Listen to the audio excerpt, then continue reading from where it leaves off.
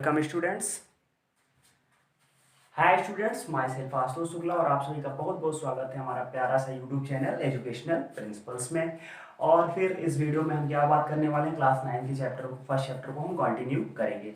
अपने पिछले वीडियो में हमने इस chapter fundamental unit of life cell के बारे में आपको एक जनरल इंट्रोडक्शन दिया था, जिसमें मैंने सेल डिस्कवरी बताई थी। उसके बाद फिर सेल के और स्ट्रक्चर बताया था आपको, फिर प्रोकैरियोटिक यूकैरियोटिक सेल में भी आपको डिफरेंस बताया था, उसका भी स्ट्रक्चर हमने आपको बताया था। अब इस वीडियो में हम उसी पार्ट को कंटिन्यू करेंगे। उसमें क्या क्या हम बात करेंगे, इसमें हम बात करेंगे सेल मेम्ब्रेन के बारे में, फिर हम सेल वॉल के बारे में बात करेंगे, फिर हम उसके अंदर न्यूक्लियस की बात करेंगे, और उसके बाद प्रोटोप्लाज्म, फिर सेल ऑर्गेनेलीज, और फिर प्लांट एंड एनिमल सेल का डिफरेंस बात करेंगे। सेल मेम्ब्रेन के बाद मैं आपको क्या क्या बताऊंगा, इसमें हाइपोटोनिक और आइसोटोनिक एंड हाइपरटोनिक सॉल्यूशंस के बारे में भी हम यहाँ पे अभी डिटेल में चर्चा करेंगे। ओके स्टूडेंट्स, तो फिर और इस वीडियो को स्टार्ट करने से पहले मैं आपको बता दूं कि अगर इससे पहले वाला वीडियो जिसमें हमने सेल का इंट्रोडक्शन बताया है, अगर आपने वो वीडियो हमारा नहीं देखा है तो जल्दी से जाके उसको देख लीजिए, क्योंकि उसको अगर देख लेंगे तब इसको समझने में और भी मजा आने वाला है। ओके स्टूडेंट्स, तो फिर आइए स्टार्ट करते हैं आज का वीडियो। देखो, fundamental unit of life cell. अगर हम किसी भी सेल की बात कर ले, सेल की डिस्कवरी तो मैंने आपको बता दी, क्या क्या होता है सब मैंने बता चुका है, पिछली वीडियो में आपको बता चुका हूँ। ओके, तो इस वीडियो में अगर हम कोई भी एक सेल का स्ट्रक्चर लेके बात कर लेना, मान लो ऐसे ये क्या है, एक सेल हो गई, ठीक है, ये कोई भी एक रैंडम स्ट्रक्चर सेल हो गई।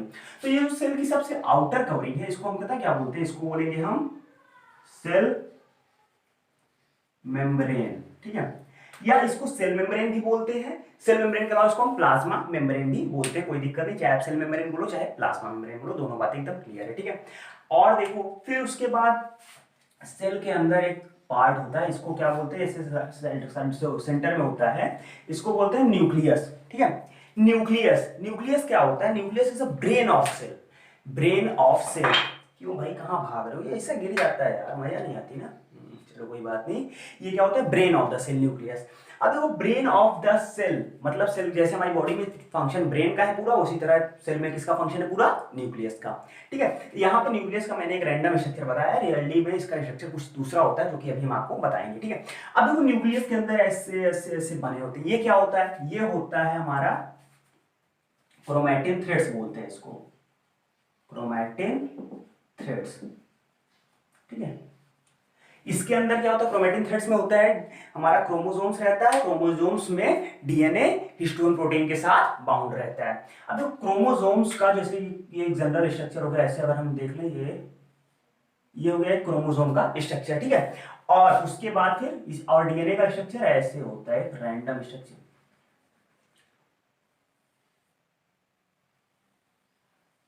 ठीक है। ऐसे अगर एक रैंडम के स्ट्रक्चर की बात करें तो ऐसे होता है, डीएनए का स्ट्रक्चर है।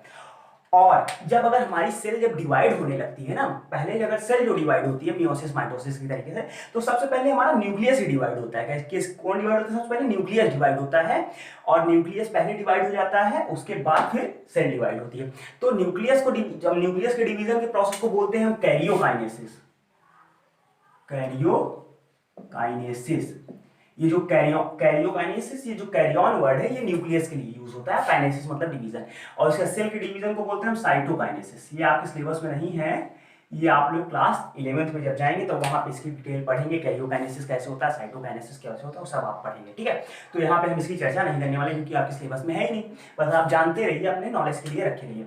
अब देखो, उसके बाद ऐसे सेल के अंदर एक फ्लूइड प्रेजेंट होता है, जेली लाइक सब्सटेंसेस पूरे सेल के अंदर है। अगर हम कंप्लीट सेल की बात करें तो ये जो जेली लाइक सब्सटेंस होता है, इसको बोलते हैं प्रोटोप्लाज्म, ठीक है। उसके बाद ये प्रोटोप्लाज्म दो पार्ट में डिवाइड हो जाता है, साइटोप्लाज्म एंड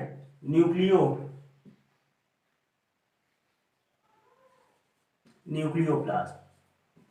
साइटोप्लाज्म मतलब जो सेल के अंदर इतने होता है उसको बोलते हैं साइटोप्लाज्म, और जो न्यूक्लियस के अंदर होता है उसको बोलते हैं न्यूक्लियोप्लाज्म, ठीक है। ये बात हो गई। उसके बाद इसमें होता है, जैसे होगा अपनी जगह माइटोकॉन्ड्रिया होगा, इस तरह से स्ट्रक्चर की माइटोकॉन्ड्रिया, माइटोकॉन्ड्रिया होगा, क्लोरोप्लास्ट होता है, वैक्यूल्स होता है, सब होते हैं, सब अभी अभी अलग अलग स्ट्रक्चर सबका डिटेल पढ़ेंगे, ये सब सेल ऑर्गेनेलिस के अंदर आते हैं। तो ये हो गया सेल का एक जनरल स्ट्रक्चर। अगर जनरल व्यू देखें तो सेल का इसी तरह से होता है, इसमें से ये हो गया। उसके बाद ऐसे इम्पटी स्पेस कुछ प्रेजेंट होते हैं, जिसको बोलते हैं वैक्यूल्स, ठीक। तो ये बात हो गई। उसके बाद कुछ इस तरह से होता है, इसको बोलते हैं हम क्लोरोप्लास्ट। और ये क्लोरोप्लास्ट केवल प्लांट सेल में ही प्रेजेंट होता है, एनिमल सेल में नहीं प्रेजेंट होता है। और तो फिर अगर हम प्लांट सेल की बात कर रहे हैं तो फिर यहाँ पे क्या हो जाता है, ऐसे एक और आउटर कवरिंग प्रेजेंट हो जाती है। ठीक है, इसको क्या बोलते हैं, इसको बोलते हैं सेल वॉल। और ये क्लोरोप्लास्ट क्या होता है, क्लोरोप्लास्ट में ही क्या होती है, क्लोरोफिल होती है। तो यहाँ पे हम कोई स्पेसिफाई सेल की बात नहीं करेंगे, आपको मैंने एक जनरल इंट्रोडक्शन दे दिया। तो इसका आप एक स्क्रीनशॉट लेना चाहो तो ले लो, नहीं तो रहने दो। ये इसको इरेज करके आगे बढ़ते हैं। Leave it.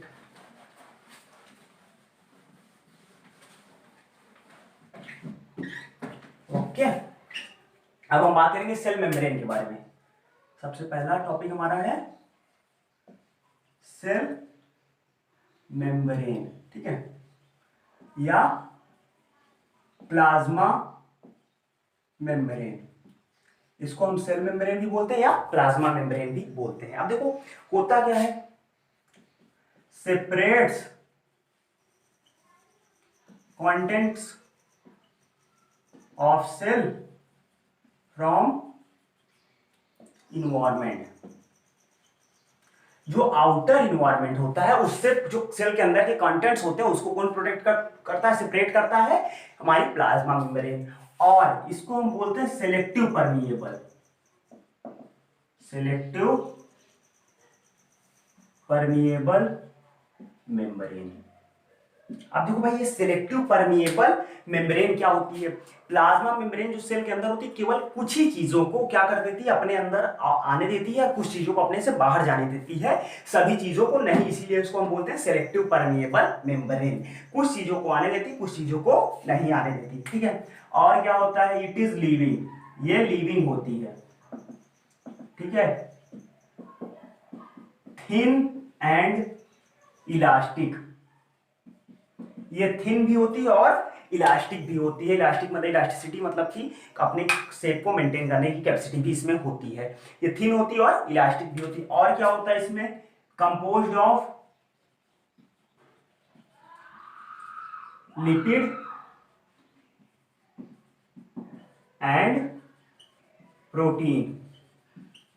ये लिपिड और प्रोटीन से मिलके बना होता है। किससे कंपोज होता है, लिपिड और प्रोटीन से मिलके कंपोज बना होता है ये सेल मेम्ब्रेन।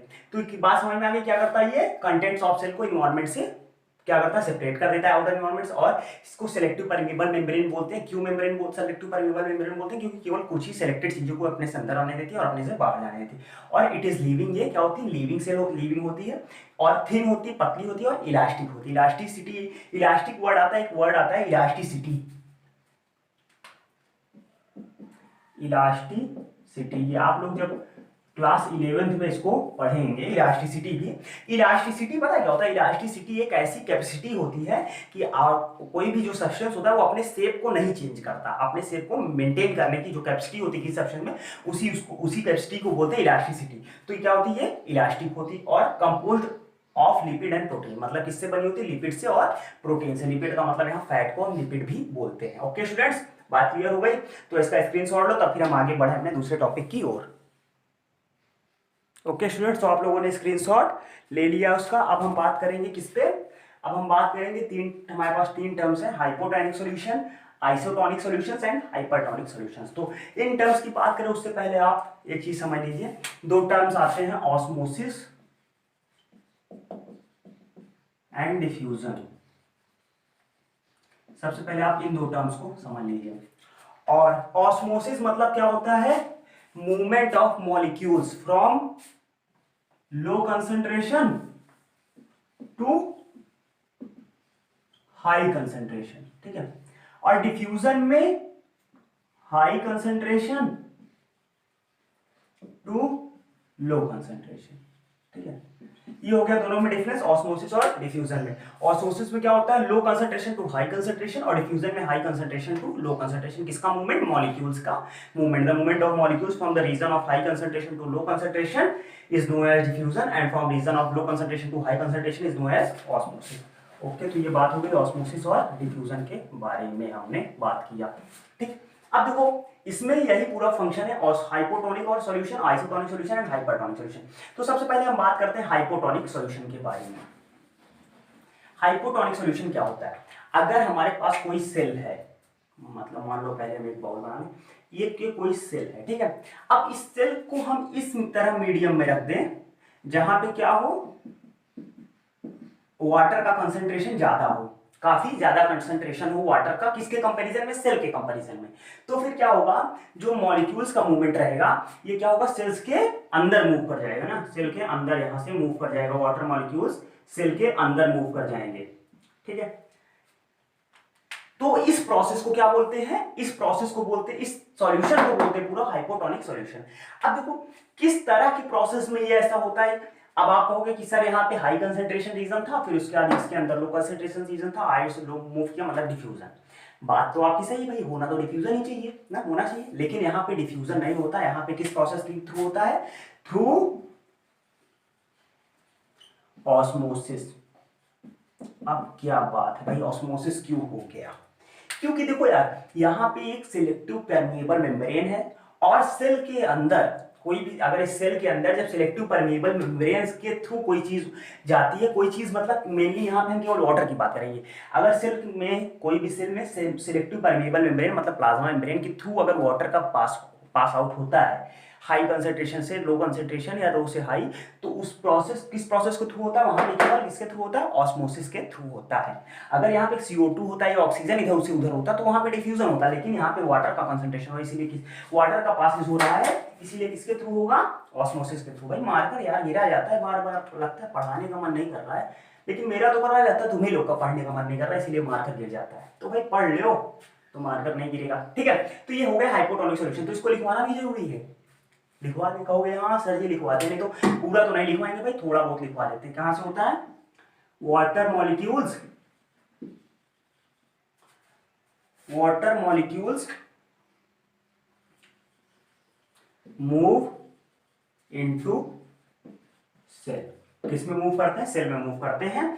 और concentration of solution, water concentration of solution is more than that of cell, cell से ज्यादा होता है, ठीक है। बात खत्म है यहाँ पे, इससे ज्यादा मैं नहीं लिखवाने वाला हूँ, चाहे आप लोग जो कहो। भाई कहोगे क्या, अच्छे बच्चों समझ लोगे। अब दूसरा हमारे पास क्या था? हाइपोटोनिक हो गया, दूसरा हमारे पास था आइसोटोनिक।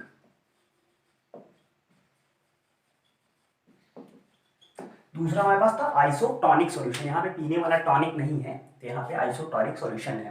देखो आइसोटोनिक सॉल्यूशन क्या है, अगर यही पे हम सेम यही चीज ऐसे कर दें, ठीक है, एक सेल रख दें, मॉलिक्यूल्स रहे वाटर का, लेकिन क्या हो जाए कि कंसंट्रेशन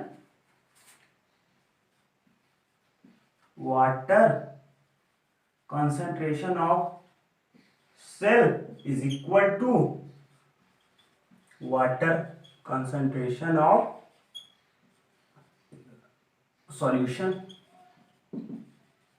जब दोनों का कंसंट्रेशन बराबर हो गया, सेल का वाटर कंसंट्रेशन और सॉल्यूशन का वाटर कंसंट्रेशन बराबर हो गया, तो ना कहीं ना तो वाटर इसमें सॉल्यूशन से सेल में वाटर जाएगा और ना सेल से सॉल्यूशन में वाटर आएगा। तो इस प्रोसेस को, इस तरह के सॉल्यूशंस को बोलते हैं आइसोटोनिक सॉल्यूशन। कहीं से कुछ नहीं आएगा। अब हमारे पास तीसरा जो टर्म है वो है हाइपरटोनिक सॉल्यूशन। हाइपरटोनिक सॉल्यूशन, ठीक है। अब देखो हाइपरटोनिक सॉल्यूशन क्या होता है। अगर मान लो सेम यही हम एक चीज और ले लेते हैं ना, अब देखो इसमें क्या हो, इसमें जो सेल के अंदर हो water concentration of cell is greater than water concentration of solution. तब क्या होगा, तो यहां पे देखो अंदर जा रहा था, यहां पे क्या आने लगेगा, बाहर साइड आने लगेगा, वाटर मॉलिक्यूल्स बाहर साइड मूव करने लगेंगे। किसके थ्रू? इस प्रोसेस को भी किसके थ्रू होता है? थ्रू ऑस्मोसिस, ठीक है। तो यहाँ पे इसको प्रोसेस को बोलते, इस तरह के सॉल्यूशन को बोलेंगे आइसोटोनिक सॉल्यूशन। तो बात एकदम क्लियर हो गई। हाइपोटोनिक में क्या होता है, जो सॉल्यूशन का वाटर कंसंट्रेशन होता है वो सेल के वाटर कंसंट्रेशन से ज्यादा हो जाता है, तो इसीलिए वाटर कहां मूव कर जाता है, वाटर सेल के अंदर मूव कर जाता है। और उसके बाद आइसोटोनिक में क्या होता है, दोनों का कंसंट्रेशन बराबर रहता है तो कहीं कुछ नहीं मूव करता। उसके बाद हाइपरटोनिक में क्या होता है कि जो हमारा सेल का वाटर कंसंट्रेशन है वो ज्यादा हो जाता है सॉल्यूशन के वाटर कंसंट्रेशन से, तो फिर क्या हो जाता है, ये बाहर हो जाता है। अब देखो इसका अगर आपको इन दोनों को चेक करना हो, हाइपोटोनिक और हाइपरटोनिक सॉल्यूशन का, तो देखो चेक कर सकते हो। कैसे चेक कर सकते हो, आप क्या कर लो, एक रेजिन जानते हो मुनक्का, उसको ले लो, रेजिन किशमिश या मुनक्का, कुछ दोनों चीजें ले लो, दोनों में आप कर सकते हो। उसको क्या करो, पहले साइड आप रख दो और पानी में उसको डाल दो, कुछ टाइम आप बाद देखोगे उसको स्वेल हो जाएगा, तो यहाँ पे वाटर मॉलिक्यूल्स उसके अंदर मूव कर गए। उसके बाद फिर क्या करो, आप एक उसी जो स्वेल किया हुआ रेजिन रहे उसको लिए रहो, उसके बाद एक सॉल्ट सोल्यूशन में खूब थोड़ा सॉल्ट डाल के किसी बाउल में रख के सॉल्ट सॉल्यूशन बना लो, उसका उसमें उस रेजिन को डाल दो, तो कुछ समय बाद देखोगे कि वो श्रिंक हो जाएगा। तो यहाँ पे स्वेल होगा, क्यों, क्योंकि यहाँ पे वो वाटर मॉलिक्यूल्स उसके अंदर जाएंगे, तो वो एग्जांपल हो जाएगा हाइपोटोनिक सॉल्यूशन का। और यहाँ पे वो श्रिंक हो जाएगा, तो एग्जांपल हो जाएगा किसका, यहाँ पे सॉरी हाइपोटोनिक और यहाँ पे हाइपरटोनिक। ओके स्टूडेंट्स, तो इसका एक्सपेरिमेंट करके देख लोगे तो और अच्छे से समझ में आ जाएगा। तो इसका स्क्रीनशॉट लो, तब फिर हम आगे बढ़ेंगे दूसरे टॉपिक की ओर। ओके स्टूडेंट्स, तो आप लोगों ने उसका स्क्रीनशॉट ले लिया। अब देखो आप भी यहाँ पे पूरा लिखा लिखा दिख रहा होगा आप लोगों को, तो ये मैंने इसलिए पहले लिख दिया क्योंकि अभी मैं जब यहाँ पे कैमरा मैंने पीछे देखा, अपना कैमरा चेक किया मैंने कि चल रहा है कि नहीं चल रहा, तो देखा भाई वीडियो बहुत लेंदी हो जा रहा है और टाइम तो बहुत कीमती है आपके लिए भी और हमारे लिए। हमारा तो उतना टाइम लगेगा ही, चाहे इधर लिखे चाहे उधर, लेकिन टाइम बहुत ही आपका कीमती है, तो इसीलिए मैं आपको शॉर्ट में वीडियो देने के लिए मैंने यहाँ पे पहले चीजें लिख दिया और आपको बढ़िया से एक्सप्लेन कर दूंगा। और अगर आपको कहीं भी प्रॉब्लम आती है तो आप हमें कमेंट में बता सकते हैं, तो आई विल डू, और इससे अच्छा मैं I will do best things, तो मैं इससे भी अच्छी चीजें आपको बताऊंगा और दूसरे तरीके से भी बताऊंगा। तो फिर आइए हम स्टार्ट करते हैं। देखो सबसे पहले सेल वॉल की बात कर लेगा हम, अब हम सेल मेम्ब्रेन की हमने बात कर ली, अब हम बात करेंगे सेल वॉल की। देखो सेल वॉल क्या होता है, सेल वॉल सबसे पहले नॉन लिविंग होती है और थिक होती है। ये देखो सेल वॉल क्या होती है, इस प्लाज्मा मेम्ब्रेन के बाहर की जो एक कवरिंग होती है। जैसे मान लो अगर हम एक ये सेल की बात कर ले, प्लांट सेल की अगर हम बात कर लें, ठीक है, तो इसके बाहर की एक जो कवरिंग होती है, प्लांट सेल के बाहर की एक कवरिंग होती है, क्या होती है, प्लाज्मा मेम्ब्रेन के बाहर, इसको क्या बोलते हैं, सेल वॉल बोलते हैं। प्लांट सेल में ये होती है सेल वॉल, ठीक। और देखो और क्या होता है, इट इज फ्रीली परमिएबल, और ये क्या होता है, फ्रीली परमिएबल होगा। अभी तक आपने प्लाज्मा मेम्ब्रेन में देखा था कि वो सेमी परमिएबल थी, मतलब केवल कुछ चीजें, सिलेक्टिव चीजें उसके अंदर जा सकती थी। ये क्या होता है, ये फ्रीली परमिएबल, मतलब सब कुछ इसके अंदर, कुछ भी कोई भी चीज इसके अंदर पास आउट हो सकती है। और प्रेजेंट इन प्लांट्स, ये क्या होता है, ये प्लांट्स में प्रेजेंट होती है, एनिमल्स में एब्सेंट होती है। केवल किसमें प्रेजेंट होती है, और प्लांट्स में प्रेजेंट होती है। अब देखो इसके फंक्शंस क्या क्या हैं, क्या क्या इसका फंक्शन, क्या काम क्या करती है, प्रेजेंट तो प्लांट में होती है। Determines the shape of the cell, ये सेल के शेप को डिटरमाइन करती है कि सेल का शेप कैसा होगा, क्योंकि भाई आउटर कवरिंग जैसी होगी उसी तरह तो सेल का शेप होगा बाहर, एकदम फैक्ट है ये। और ये क्या करता है, प्रोटेक्ट प्लाज्मा मेम्ब्रेन, क्योंकि प्लाज्मा मेम्ब्रेन की जब बाहर भी प्रेजेंट है तो किसको प्रोटेक्ट करेगी, प्लाज्मा मेम्ब्रेन को ही प्रोटेक्ट करेगी। अब जैसे मान लो अगर ये इसको हम एक तरीके से प्लाज्मा मेम्ब्रेन कंसिस्ट कर ले, तो इसके बाहर अगर ऐसे protective covering cell wall present हो गई, तो किसको प्रोटेक्ट कर रही है, अंदर वाली चीज को प्रोटेक्ट करेगी या नहीं। कोई भी अगर कोई भी इस पे ऊपर कोई संकट आएगा, मुसीबत आ गई, भाई न्यूक्लियर अटैक हो गया न्यूक्लियर अटैक, तो कहाँ रुकेगा, सबसे पहले सेल वॉल अपने ऊपर लेगी, भाई मुझे मारो, इसे मारने के लिए मेरे ऊपर से जाना पड़ेगा, ये बात होती है ना। और इसके ऊपर न्यूक्लियर अटैक कौन करने जा रहा है, तुमको कर सकते हो भाई, स्टूडेंट हो, कुछ भी कर सकते हो। तो फिर इसके फंक्शंस क्या क्या कर सकती है, प्लाज्मा मेम्ब्रेन को प्रोटेक्ट कर लेगी। और क्या करेगा ये, provide structural strength to plants, structural strength, क्या बात है, प्लांट्स की जो स्ट्रक्चर की स्ट्रेंथ मतलब मजबूती, प्लांट्स की स्ट्रक्चर को क्या प्रोवाइड करता है, मजबूती प्रोवाइड करती है। कौन, ठीक है, कौन प्रोवाइड करता है, जल्दी बताओ, अपना नाम बताओ जल्दी से। सेल वॉल, सेल वॉल नाम है तुम्हारा, नहीं, किसका नाम है, सेल वॉल, जो प्लांट के स्ट्रक्चर स्ट्रेंथ प्रोवाइड करती है और किसके बाहर प्रेजेंट होती है, प्लाज्मा मेम्ब्रेन के आउटर साइड में प्रेजेंट होती है, ठीक है। तो ये बात हो गई, हमने किसकी बात कर ली, सेल वॉल के बारे में। अब हम बात करेंगे न्यूक्लियस के बारे में। यार देखो सेल वॉल को एक, यहाँ पे सेल वॉल को हम बोलते हैं और इसको बोलते हैं प्रोटेक्टिव कवरिंग भी बोलते हैं, ठीक है। सेल वॉल को प्रोटेक्टिव कवरिंग भी बोलते हैं क्योंकि ये प्रोटेक्टिव कवरिंग प्रोटेक्ट करता है किसको, सेल को। प्रोटेक्टिव कवरिंग भी बोल दो या प्रोटेक्टिव वॉल भी बोल सकते हो, कोई दिक्कत नहीं, सेल वॉल या प्रोटेक्टिव वॉल भी इसको बोल सकते हो, ठीक है। तो किसको प्रोटेक्ट करता है, ये प्लाज्मा मेम्ब्रेन को। अब प्लाज्मा मेम्ब्रेन को प्रोटेक्ट कर लिया, मतलब एक तरीके से पूरी सेल को प्रोटेक्ट करता है।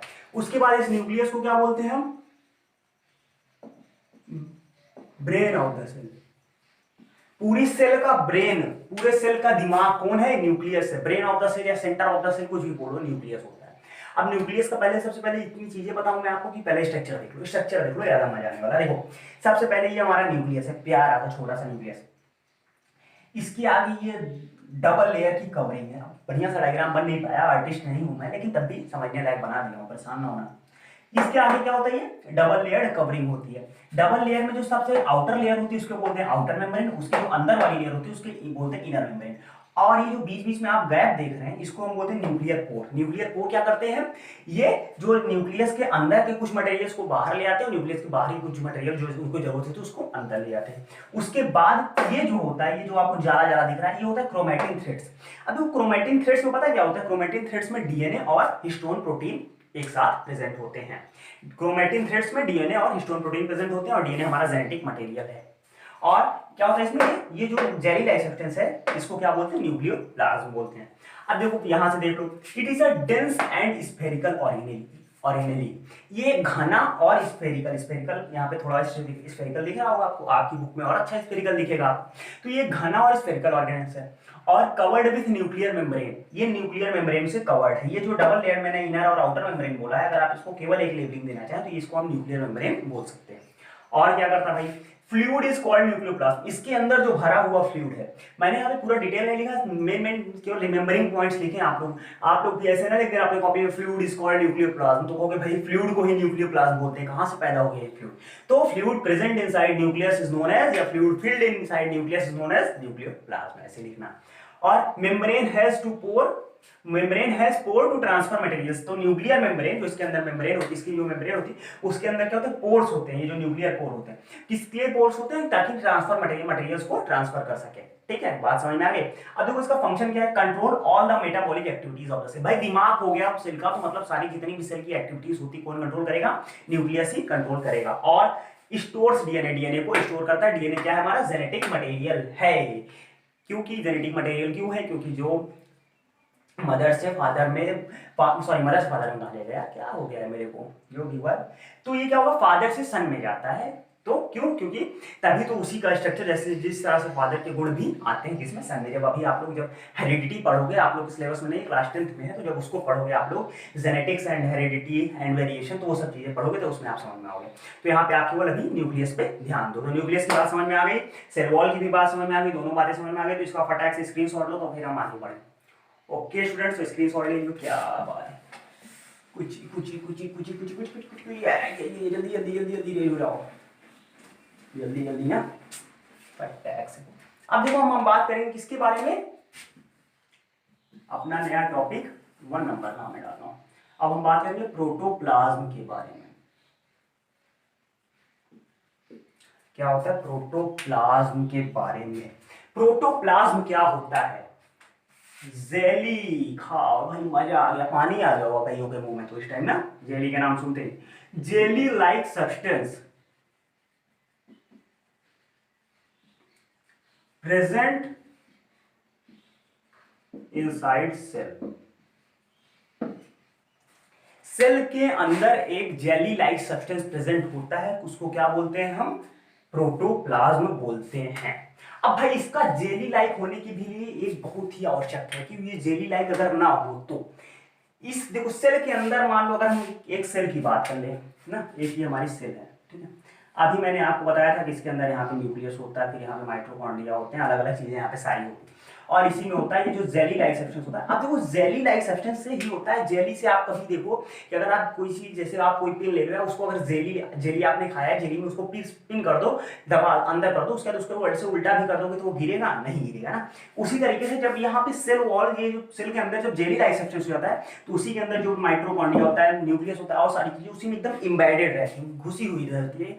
क्यों, इसीलिए ताकि अगर हमारी सेल्स उल्टी हो जाए, सीधी हो जाए, कोई दिक्कत नहीं होगी। नहीं तो हमारी बॉडी ये है, उसके बाद उसकी सेल्स अगर उल्टी हो गई तो फिर क्या हो जाना चाहिए, ये न्यूक्लियस और माइटोकॉन्ड्रिया सेल से बाहर निकल आए। ये देखो क्या बात है। तो ऐसा नहीं होता। होता है क्या ऐसा, किसी के साथ हुआ है, नहीं होगा। और भाई कोई दूसरी ग्रह से आया होगा, पीके होगा तो उसके साथ होगा ना।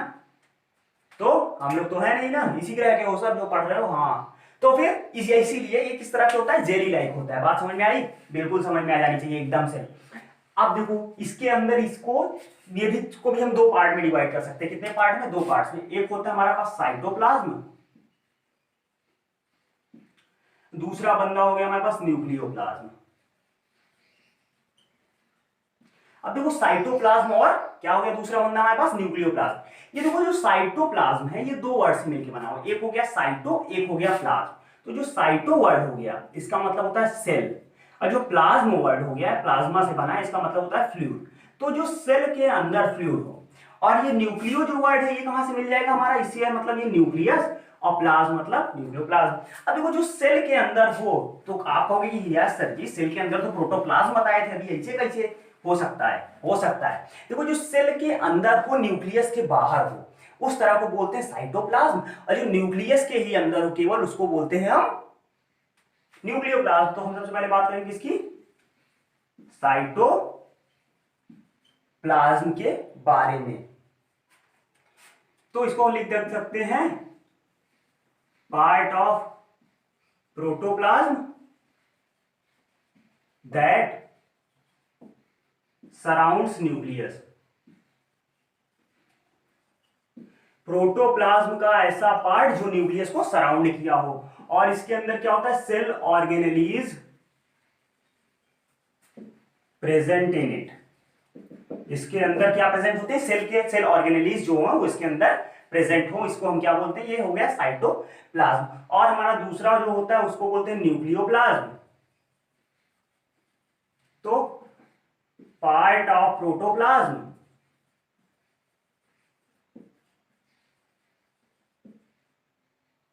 Present inside nucleus, present inside nucleus.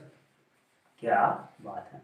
तो ठीक है स्टूडेंट्स, समझ में आ गया कि प्रोटोप्लाज्म का ऐसा पार्ट जो न्यूक्लियस को सराउंड किए हो, मतलब न्यूक्लियस के बाहर प्रेजेंट हो सेल के अंदर, उसको बोलते हैं साइटोप्लाज्म। और प्रोटोप्लाज्म का ऐसा पार्ट जो न्यूक्लियस के अंदर प्रेजेंट हो उसको बोलते हैं न्यूक्लियोप्लाज्म। तो इसका स्क्रीनशॉट लो, तो फिर हम अपने दूसरे टॉपिक की ओर आगे बढ़े। ओके स्टूडेंट, जल्दी से इसका स्क्रीनशॉट लो। ओके स्टूडेंट्स, तो आप लोगों ने स्क्रीनशॉट ले लिया उसका। अब हम बात करने वाले हैं, किस पे बात करेंगे, अब हम बात करेंगे प्लांट सेल और एनिमल सेल की डिफरेंस के बारे में। तो एक साइड यहां पे हम लिख देते हैं प्लांट सेल, एक साइड लिख देते हैं एनिमल सेल। ठीक है, दो पार्ट हो गए, एक हो गया हमारा प्लांट सेल का, दूसरा हो गया हमारा एनिमल सेल का। अब देखो प्लांट सेल और एनिमल सेल, सबसे पहला डिफरेंस तो अभी आपने देखा है किसका, cell wall present. Plant cell में सेल वॉल प्रेजेंट, इसमें सेल वॉल एब्सेंट। ओके, इसमें सेल वॉल प्रेजेंट, इसमें एक में सेल वॉल प्रेजेंट हो गया, एक में सेल वॉल एब्सेंट हो गया। पहला डिफरेंस हो गया cell wall present, cell wall absent. अब दूसरा डिफरेंस क्या होता है, एक सेल ऑर्गेनेली होता है, इसको बोलते हैं प्लास्टिड्स। सेल का कलर जो होता है, जैसे सेल किसी प्लांट सेल आप देखो जाते हैं ग्रीन कलर होते हैं और कलर होते हैं, रेड भी होते हैं, फ्रूट सूट्स, तो वो सब किसके द्वारा होता है, वो होता है प्लास्टिड्स के द्वारा ही होता है। इसी प्लास्टिड के अंदर आता है क्लोरोप्लास्ट भी आता है। तो प्लास्टिड्स क्या होते हैं, इसमें प्रेजेंट होते हैं। ठीक है, इसमें प्लास्टिड्स एब्सेंट होते हैं। ओके स्टूडेंट, इसमें क्या हो गया, इसमें प्लास्टिड्स प्रेजेंट हो गए, इसमें प्लास्टिड्स एब्सेंट हो गए। अब देखो वैक्यूल एक होता है, वैक्यूल मतलब सेल के अंदर जो खाली जगह होती है उसको क्या बोलते हैं, वैक्यूल, और ये ज्यादातर स्टोरेज के काम में आता है। तो इसमें क्या होता है, सेंट्रल वैक्यूल बोलते हैं इसको, सेंट्रल वैक्यूल्स आर लार्ज। ठीक है, और इसके जो होते हैं सेंट्रल वैक्यूल्स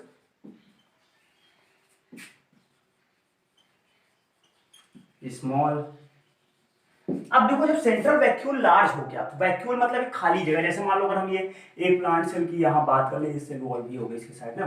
अब देखो न्यूक्लियस यहाँ पे सेंटर में होना चाहिए, लेकिन जब यहाँ पे सेंट्रल वैक्यूल ने ऐसी अपनी बड़ा वैक्यूल जगह ले लिया, तो न्यूक्लियस खिसक के कहाँ आ गया, साइड में आ गया।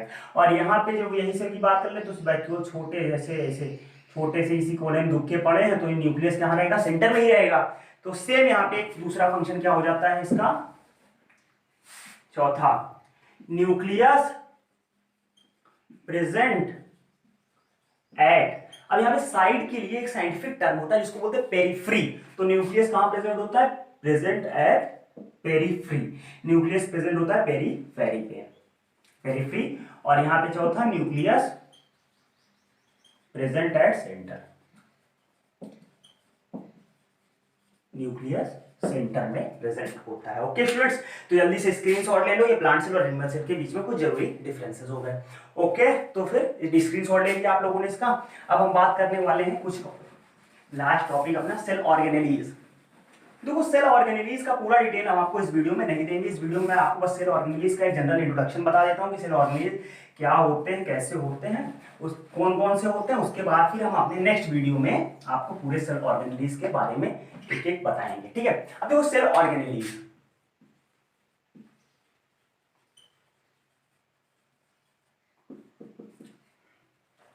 सेल के अंदर जो जो ऑर्गन्स क्या होते हैं, उस सेल के अंदर साइटोप्लाज्म में जो जो ऑर्गन्स प्रेजेंट होते हैं उन्हीं ऑर्गन्स को हम क्या बोलते हैं, ऑर्गेनेलीज। तो ऑर्गन्स प्रेजेंट इनसाइड साइटोप्लाज्म उन्हें सेल ऑर्गेनेलीज। अब देखो कौन कौन से सेल ऑर्गेनेलीज होते हैं। सबसे पहला नंबर 1 माइटोकॉन्ड्रिया होता है। माइटोकॉन्ड्रिया हो गया। उसके बाद क्या प्रेजेंट होता है, लाइसोसोम्स होते हैं। इंडोप्लाज्मिक रेटिकुलम होता है, क्या बात है, वो वीआईपी नाम है इसका, इंडोप्लाज्मिक रेटिकुलम होता है। इसको शॉर्ट फॉर्म में हम ईआर भी बोलते हैं। और गोल्गी बॉडी होती है,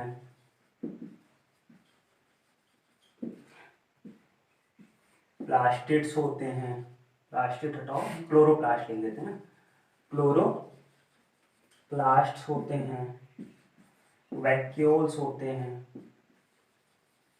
तो ये सब होते हैं सेल ऑर्गेनेलीज, जिसका हम अगले वीडियो में आपको पूरा डिटेल बताएंगे कि सेल ऑर्गेनेलीज के बारे में। ठीक है स्टूडेंट्स, तो फिर और आज की वीडियो को आप कुछ क्वेश्चंस नोट कर लो जो आपके काम आने वाले।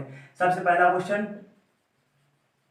Difference between plant and animal cell. दूसरा question, write short note on. Number first, plasma membrane. Number second, nucleus. Question number तीसरा, write functions of cell wall. Okay, तो ये बातें हो गई। इसमें एक और चीज ऐड कर लो, नंबर तीसरे पे आप ऐड कर लो प्रोटोप्लाज्म भी ऐड कर लो, क्यों छोड़ो बेचारे को ना अकेला। ठीक तो स्टूडेंट्स, तो ये तीनों क्वेश्चंस, इसका पूरा मैंने डिटेल आपको बताया, आपको आंसर भी कहीं ढूंढने की जरूरत नहीं पड़ेगी। तो इन दोनों का आप एक बार स्क्रीनशॉट ले लो क्वेश्चंस और इसका। ओके स्टूडेंट्स, तो ले लिया आप लोगों ने स्क्रीनशॉट। तो यहीं पे हमारा आज का वीडियो खत्म होता हुआ, किसका चैप्टर, जिसके अंदर हमने आपको सारी चीजें सेल के बारे में कुछ डिटेल्स बता दी। अब हम नेक्स्ट वीडियो में सारी सेल ऑर्गेनेलीज के बारे में आपको हम डिटेल स्टडी बताएंगे। ओके स्टूडेंट्स, तो फिर आपको ये वीडियो कैसा लगा आप हमें कमेंट सेक्शन में बताइए। अगर आपको कहीं भी कोई भी प्रॉब्लम होती है तो आप या तो हमसे कमेंट सेक्शन में पूछिए, अगर आप नहीं पूछ पाते कमेंट सेक्शन में, ज्यादा प्रॉब्लम है, तो फिर आप हमें ईमेल कर दीजिए, या तो आप हमारी वेबसाइट पे चले जाइए, वहां पे जाके भी आप हम जाइए मैसेज छोड़ सकते हैं। विदिन 24 आवर मैं खुद आपको रिस्पॉन्ड करूंगा अपनी टीम से। ओके स्टूडेंट्स, तो फिर यहाँ पे लिए बाय बाय, और उसके बाद वीडियो देखिए और अपने दोस्तों के साथ भी शेयर करिए ताकि सब लोग इसको देखें और इससे पढ़ें। ओके स्टूडेंट्स, तो